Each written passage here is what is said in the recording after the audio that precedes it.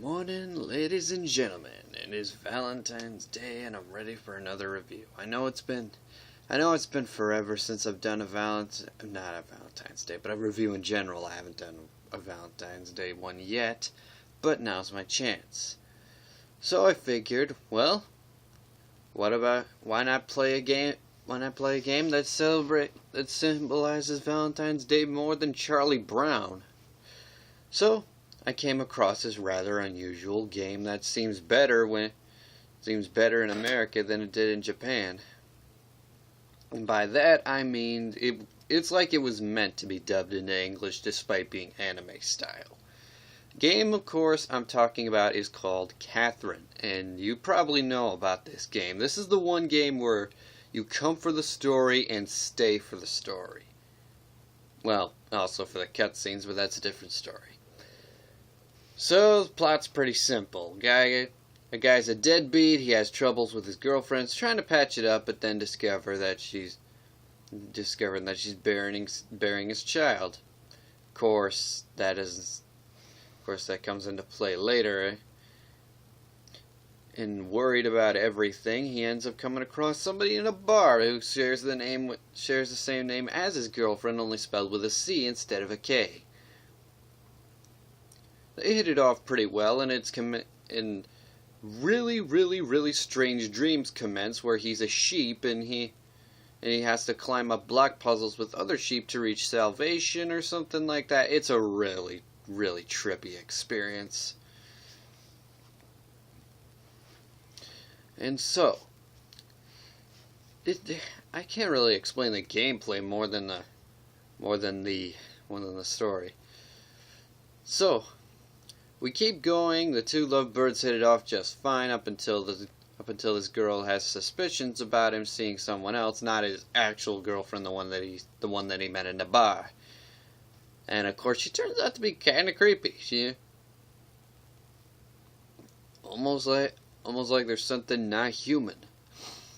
Of course, I'm gonna leave the banter to your imagination until you play the game. And he just keeps having these dreams, and they keep dropping clues as to his life. In the end, he ends up having to escape these hideous abominations of his mind that represent people from his life. And what could be his life. And then, of course, all things go downhill when his girlfriend discovers his cheating. And there are multiple ways this can end depending on how well you play the game. But then, of course, it discovers... Okay, this is kind of going to spoil the game.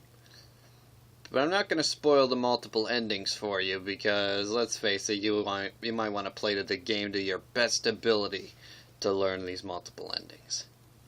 Which is kind of hard to say considering it's a block puzzle game, which is already hard enough as it is.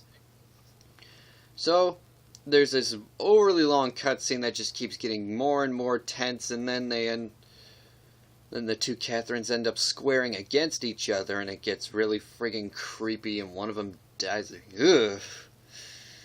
Don't worry, it's not the one we actually want to see hook up with the main character, but no, that kind of depends on your interpretation of which Catherine is better. So, one more block puzzle, and it's the longest one of them all, and the only one that takes 2 players. Sorry, I woke up at the crack of 6 to write this video.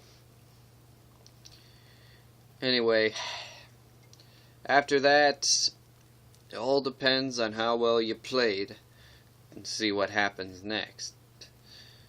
But of course, the truth is revealed one way or another and it actually kind of suits this game because all this stuff doesn't seem like it could be real. Yeah, this is the one time where everything being a dream actually seems to fit the game. So, multiple endings I'm going to keep secret. That's as far as I'm going to go. So, what do I think of this game? It's anime style, of course I'm gonna love it. though it does have its faults. It seems to be more like a movie that you can interact with in a game. Of course, that maybe is just me, and I've seen more of the cutscenes than the actual gameplay. But there actually is this really, really clever moment where you're being narrated by some dancer, some kind of dancer with an afro that sits outside of a TV showing the entire event. It's part of one of the multiple endings, and okay, this is the most I'm gonna give away with it, I promise. A person named Trisha ends up, if you played the game so flippin' well, like the best of the best, she will reward you. She will reward you with one more round, and if you succeed, she reveals her true identity. And it's actually kind of interesting, considering I'm a huge mythology fan. It turns out to be Ishtar, the Babylonian god of fertility and love. So it's sort of a challenge if you're capable of going up there with the gods. And that's the only one I'm going to even remotely spoil. As for my final thoughts, clever, more focused on story than characters. More focused on story than gameplay, which makes it more like an interactive movie. It's sort of like Dragon's Lair, brought into the modern world, and I'm not opposed to that. For everything else, well, you'll just have to see for yourself. It's a great game if you want to play with that special someone on Valentine's Day, though you might go into overtime considering how long this game is. Well, folks, that's Catherine. You give it your own rating, and believe me, I'm going to get back on a regular schedule, and since this game was anime-based, I think I might check out another game that's anime-based. Or maybe I'll just go to one that I've always wanted to talk about, but I never found the time to. Either way, stay beautiful, people, and happy Valentine's Day.